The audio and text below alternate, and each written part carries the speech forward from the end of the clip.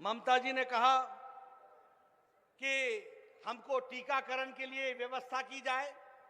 उनको हम जानकारी देना चाहते हैं कि ममता जी 45 साल की उम्र से ज्यादा लोग जो बीमार हैं, जो कोमॉर्बिडिटी के केस हैं, जिनको डायबिटीज है, जिनको हाइपरटेंशन है, उनको भी मुफ्त टीका लगेगा। इसकी बातचीत कर ली गई है, ये दे दिया जाएगा।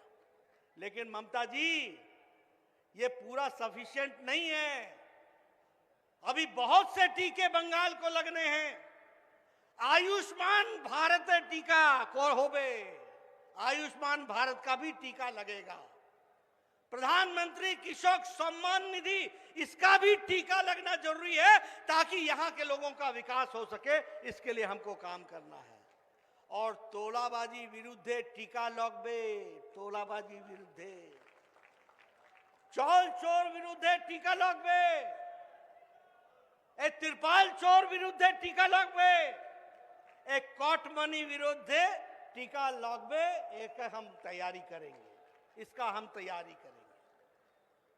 अरे यहां पर आपने क्या स्थिति ला करके खड़ी कर दी? कट मनी, टोलाबाजी, तुष्टीकरण, इन सब के खिलाफ बंगाल की जनता मई महीने में टीका लगाएगी। इसको भी हमको समझना चाहिए, यह भी हमको ध्यान में रखना चाहिए। आप कहते हैं कि हम बंगाल की बेटी हैं, कभी आप दीदी होते हैं, कभी आप बेटी होते हैं। हमें कोई आपत्ति नहीं है, बंगाल की आप बेटी हैं, आप बंगाल की दीदी हैं। लेकिन बंगाल की बेटियों का हाल क्या है? सबसे ज्यादा रेप केस में टॉप कर रहा है तो बंगाल कर रहा है। बंगाल की बेटियों की आपने कहां चिंता की? सबसे ज्यादा घर में वायलेंस, डोमेस्टिक वायलेंस अगर हो रही है तो वो बंगाल में हो रही है। आपने बेटियों की, बहनों की कहां चिंता की? सबसे ज्यादा ह्यूमन ट्रैफिकिंग अगर कहीं हो रहा है तो वो बंगाल में हो रहा है। दीदी, आपने कहां चिंता की? सबसे ज्यादा ह्यूमन ट्रैफिकिंग चाय के बागानों में ट्राइबल महिलाओं की हो रही है। दीदी, आपने बंगाल की बेटियों की कहां चिंता की? हमारे मनीष शुक्ला शहीद हो गए, उनके माता की गोद सूनी हो गई, उनकी पत्नी का सिंदूर आपने उजाड़ लिया। आपने बंगाल की बेटियों की कहां चिंता की? हमारे 130 जवान अपने जान खो बैठे, शहीद हो गए टीएमसी के गुंडों के द्वारा। आपने उन बेटियों की कहां चिंता की है? अगर मैं बात करूं तो अगर मैं रेप केसेस की बात करूं तो हमारे ध्यान में आता है कि जिस तरीके से आपने यहां पर जो केसेस हुए हैं, रेप केसेस, वो हम सबको मालूम है कि उन्होंने बंगाल को शर्मसार किया है। और एक भी केस जो प्रसिद्ध केसेस हुए, जिसके बारे में घटनाएं दुनिया में चर्चा हुई, उन केसेस को अभी भी वो अनसॉल्व्ड हैं। इसलिए मैं ये कहना चाहूंगा कि आप बंगाल की बेटी हैं, आप बंगाल की दीदी हैं, लेकिन बंगाल की बेटियां और बंगाल की दीदियां यहां सुरक्षित नहीं हैं। इसके बारे में हमको सोचना चाहिए, इसके बारे में हमको ध्यान रखना चाहिए। दर्शक, আমি শফিকুল ইসলাম এবং আপনারা দেখছেন আরামবাগ টিভি। শুনছিলেন বিজেপি সর্বভারতীয় সভাপতি জেপি নাড্ডা আজকে ব্যারাকপুরে তিনি সভাতে বক্তব্য রাখছিলেন এবং সেখানে এখন যেহেতু তৃণমূল কংগ্রেসের একটা স্লোগান খুব নতুন করে চালু করা হয়েছে, বাংলার নিজের মেয়েকেই চাই। তৃণমূল কংগ্রেসের নেতা নেত্রীরা যেটা বলতে চাইছেন, মমতা বন্দ্যোপাধ্যায় কি তারা চাইছেন আবারও, অর্থাৎ 21-এর বিধানসভা নির্বাচনে তাকেই আবার মুখ্যমন্ত্রীর পদে বসাতে চাইছেন এবং এই স্লোগানটা এখন একেবারে রাজ্য জুড়ে তারা প্রচারের আলোতে আনছেন তৃণমূলের নেতা নেত্রীরা। সেই সময় আজকে জেপি নাড্ডা এই স্লোগানকে কার্যত, স্লোগানটা হয়তো তিনি উচ্চারণ করেননি, এই বাংলার মেয়ে কি চাই এই কথাকে সামনে রেখেই তিনি কিন্তু একেবারে তার জবাব কার্যত দিয়েছেন যে বাংলার মেয়ে, বাংলার বেটি সব ঠিক আছে, কিন্তু বাংলায় যে এত কিছু ঘটছে সেখানে কি দায়িত্ব পালন করেছেন মমতা বন্দ্যোপাধ্যায়, এই প্রশ্ন কিন্তু আজকে তুলেছেন ব্যারাকপুরের সভাতে। এবং সেই সঙ্গে আর একটা কথা বলেছেন যে মুখ্যমন্ত্রী তিনি বলেছেন আমি সবার জন্য বিনামূল্যে ভ্যাকসিন দিতে চাই, করোনা ভ্যাকসিন। এবং সেক্ষেত্রে জেপি নাড্ডা বলেছেন এটা তো কেন্দ্রীয় সরকারের প্রজেক্ট, কাদের জন্য এখন বিনামূল্যে দেওয়া হবে এবং কিভাবে দেওয়া হবে অলরেডি তো ঘোষণা করা হয়েছে। এবং তিনি কটাক্ষের সুরে বলেছেন যে হ্যাঁ ভ্যাকসিন দেওয়া হবে, চাল চোরের বিরুদ্ধে টিকা দেওয়া হবে এবং এই যে বিশ্ব দুর্নীতি কাটমানি তার এগেনস্টে এই ভ্যাকসিন দেওয়া হবে এবং এইরকম কতগুলো কটাক্ষ করেছেন। এবং অবশ্যই সেই আয়ুষ্মান ভারত ভ্যাকসিন, এদিকে কিষাণ সম্মান নিধি ভ্যাকসিন, এইসব কথাগুলো উল্লেখ করে কার্যত কটাক্ষ করেছেন বলা যায় তৃণমূল কংগ্রেসকে। কারণ তারা এই সমস্ত কেসে যেহেতু অনেক সময় সমালোচনা করেন, কোথাও কোথাও কেন্দ্রীয় প্রজেক্টকে আটকে রেখেছেন, কোথাও কোথাও তাদের বিরুদ্ধে দুর্নীতি কাটমানি এইসব অভিযোগগুলো উঠছে এবং সেইটাকে মাথায় রেখেই মুখ্যমন্ত্রী যেটা বিনামূল্যে ভ্যাকসিন দেওয়ার কথা বলেছেন করোনার ক্ষেত্রে, কার্যত সেটাকে কটাক্ষের সুরে কিন্তু জেপি নাড্ডা আজকে ব্যারাকপুরের সভাতে এরকম কথা বলেছেন। এবং অবশ্যই যেটা অনেকটা সময় দিয়েছেন আমরা দেখলাম যে বাংলার নিজের মেয়েকে চাই বলে নতুন যে স্লোগানটা একেবারে প্রকাশ্যে আনছে বা প্রচারে আনছে, আজকেই অভিষেক ব্যানার্জি ঠাকুরনগরে সভা করতে গিয়ে সেখানেও কার্যত অনেকক্ষণ ধরে এই স্লোগানটা দিয়েছেন যে বাংলার নিজের মেয়েকে চাই এবং সেটা মাথায় রেখেই জেপি নাড্ডা আজকে কিন্তু অনেক কথা বলেছেন ব্যারাকপুরের সভাতে। তার একটা অংশ আপনাদেরকে কিন্তু আমরা দেখালাম। কিন্তু অবশ্যই আমি যেটা বলছিলাম যে ঠাকুরনগরে আজকে গিয়েছিলেন অভিষেক ব্যানার্জি, যুব তৃণমূল কংগ্রেসের নেতা, এবং এই প্রথম বলা যায় তার বাড়িতে সিবিআই হানার পর প্রকাশ্যে একটা সভা করলেন। অনেকেই নজর ছিল যে আজকে কি বলবেন। তার বাড়িতে সিবিআই নোটিশ, জিজ্ঞাসাবাদ তার ওয়াইফ রুজিরা ব্যানার্জিকে, এবং যখন নোটিশ পাঠানো হয়েছিল তিনি অ্যাকসেপ্ট করে সেটা টুইট করেছিলেন যে হ্যাঁ নোটিশ পেয়েছি, এবং তারপরে কোয়ারি হয়েছে তার শালিকাকে প্রশ্ন করা হয়েছে মেনকা গম্ভীরকে। সুতরাং আজকে তিনি কি বলবেন সেটা নিয়ে বিরাট কৌতূহল ছিল, রাজনৈতিক মহলেরও ছিল, আমাদেরও খুব নজর ছিল। আমরা আপনাদেরকে প্রথমে শোনাতে চাই ঠাকুরনগরে এই সিবিআই ইডি এই সম্পর্কে তিনি কি বলেছেন সেটা আপনাদেরকে আমরা প্রথমে শোনাবো, তারপর আমরা এটা নিয়ে আলোচনাতে আসবো। আজকে শুনুন ঠাকুরনগরে প্রায় 24 মিনিট বক্তব্য রেখেছেন, তার মধ্যে ঠিক 15-16 মিনিটের মাথায় যে কথা বলেছেন এই সিবিআই ইডি সম্পর্কে সেটা আপনাদেরকে শোনাবো। চমকানি ধমকানি তো এদের আছেই। এই যে সিবিআই কে লেলিয়ে দিয়েছে, ভাবছে কি সিবিআই কে লেলিয়ে দিয়ে অভিষেক ব্যানার্জিকে চমকে দেবো। আমি 3 মাস আগে যা বলেছি আজকেও তাই বলছি। আপনি CBI, ED, income tax, SFIO যা পারবেন লাগিয়ে দিন। আপনার জেদের দ্বিগুণ জেদ আমার। আপনার জেদ কি বহিরাগতদের দিয়ে বাংলা দখল করব, আর আমার জেদ কি বহিরাগতদের বাংলা থেকে বিতাড়িত করব। এই জেদের লড়াইয়ে আপনি শুনে রাখুন, আপনি আমার গলা কেটে দিলেও এই কাটা গলা থেকে জয় বাংলা জয় হিন্দ বেরোবে, মমতা ব্যানার্জি জিন্দাবাদ বেরোবে। সবাই মেরুদণ্ড বিক্রি করতে পারে না। তুমিও মানুষ, আমিও মানুষ, তফাৎটা শুধু শির দাঁড়ায়, তফাৎটা শুধু শির দাঁড়ায়। ক্ষমতা আছে, যা করার করে নাও। কেড়ে আঙ্গুল, তোমার কেড়ে আঙ্গুল ছুঁয়ে দেখিয়ে দাও, পরের জবাবটা গণতান্ত্রিকভাবে মানুষ নির্বাচনের মাধ্যমে দিয়ে দেবে। আর যারা ফ্লাইট ধরে আসছেন ওই ফ্লাইটেই প্যাকেট করে আবার গুজরাট আর মধ্যপ্রদেশে পাঠাবো। এই পবিত্র মাটিকে সাক্ষী রেখে বলে যাচ্ছি। শুনলেন অভিষেক ব্যানার্জি আজকে ঠাকুরনগরে তিনি কিন্তু প্রায় 24 মিনিট বক্তব্য রাখেন এবং উনি বললেন কি লেলিয়ে দেওয়া হয়েছে। মানে তাদের বাড়িতে সিবিআই যে গেছে প্রশ্ন করতে গেছে, কারণ তার ওয়াইফকে প্রশ্ন করা তারা প্রয়োজন মনে করেছে, সাক্ষী রাখার প্রয়োজন মনে করেছে। কারণ আপনারা জানেন যে কয়লা চুরি কাণ্ডে কয়লার টাকা বিদেশে পাচার হয়েছে বলে একটা অভিযোগ এসেছে, সেই সম্পর্কে তদন্ত করছে সিবিআই এবং সেখানে তাদের মনে হয়েছে যে রুজিরা ব্যানার্জি, অভিষেক ব্যানার্জির ওয়াইফ, তাকে প্রশ্ন করা দরকার, কারণ তার অ্যাকাউন্টের মাধ্যমেও বিদেশে টাকা পাচার হয়েছে এবং তার শালিকা মেনকা গম্ভীর তার নামেও লন্ডনে বা এরকম কোনো বিদেশে টাকা পাচার হয়েছে, এসব প্রশ্ন এসেছে বা মনে হয়েছে, সন্দেহ হয়েছে সিবিআই, তাই তারা প্রশ্ন করছেন। কিন্তু এখনও তারা কিন্তু বলেন যে না সত্যিই সেটা হয়েছে, দোষী সাব্যস্ত করার মতো জায়গায় আসেনি, শুধু প্রশ্ন করা হয়েছে, একদিন করেই প্রশ্নটা করা হয়েছে এবং তাতেই অভিষেক ব্যানার্জি বলছেন যে লেলিয়ে দেওয়া হয়েছে। অর্থাৎ তিনি বলতে চাইছেন রাজনীতিগতভাবে তার উপর একটা আক্রোশ মেটানোর চেষ্টা হচ্ছে, লেলিয়ে দেওয়া হয়েছে। এখন সেটা লেলিয়ে দেওয়া, আরও তো অনেক নেতা নেত্রী রয়েছেন, তার বাড়িতেই কেন লেলিয়ে দেওয়া হয়নি সেটা নিয়ে প্রশ্ন উঠতে পারে। কেনই বা এইসব প্রকাশ্যে আসছে, যে যে যে অ্যাকাউন্টের নামগুলো আসছে সেটা তিনি নাকি বলেছেন জানি না, রুজিরা ব্যানার্জি বলেছেন জানি না, এটাও প্রকাশ্যে আসছে, বলছেন আমাকে ফাঁসানো হচ্ছে, কেই বা তাকে ফাঁসানো হচ্ছে। আর একটা কথা, যদি তিনি দোষী না হন সেক্ষেত্রে লেলিয়ে দিলেই কি আর যে দিলেই কি, অসুবিধা কি আছে? যদি তদন্ত হয় সেখানে নিশ্চয়ই প্রশ্ন উত্তর করবে, ভিত্তি না থাকলে কোনো অসুবিধা নেই। আমাদের ওপরেও তো প্রচুর কেস লাগিয়ে দেওয়া হয়েছিল, সেখানে আমরাও আইনি লড়াইয়ে লড়েছি, সেখানে তো আমরা বেরিয়ে আসতে পেরেছি, আমরা জামিনে এখন আছি, পরবর্তীকালে নিশ্চয়ই বিচার আরও এগোবে। সুতরাং এত ভয়ের কি আছে? তারা যখন মনে করেন যে আইনের পথে চলবে, সেখানে কে লেলিয়ে দিলেন আর কে পালিয়ে গেলেন তাতে কি যায় আসে? নিজেরা যদি আমরা ঠিক থাকি আমাদের কোনো ভয় নেই। তবে উনি বলছেন গলা কেটে দিলেও আমার গলা থেকে ওই মানে মমতা ব্যানার্জির জয় বাংলা বের হবে, এটা বলার চেষ্টা করলেন। কিন্তু কে তার গলায় বা কেন কাটতে যাবে? তিনি তো বলেছেন যে যদি প্রমাণ করা যায় তিনি নিজেই ফাঁসির মঞ্চে দাঁড়িয়ে মৃত্যুবরণ করবেন।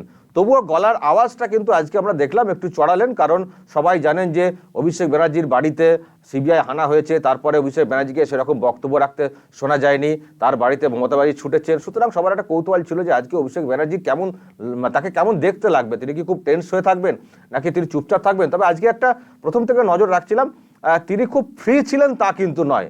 তিনি এলেন, পুজো দিয়েছেন, মঞ্চে এলেন, তার বক্তব্য রাখলেন, খুব যে ফ্রি কারোর সঙ্গে মিশেছেন তা নয়, মঞ্চ দিলেন তারপর, এবং খুব অল্প সময় বক্তব্যটা রেখেছেন, বলা যায় 24 মিনিটের মতো বক্তব্য। অন্যান্য জায়গায় আরও বেশি বক্তব্য রাখেন, অল্প সময় অল্প বক্তব্য রেখেছেন। খুব বেশি তোপ দেখেছেন সেটাও নয়, তোপ দেখার জায়গাটা কম।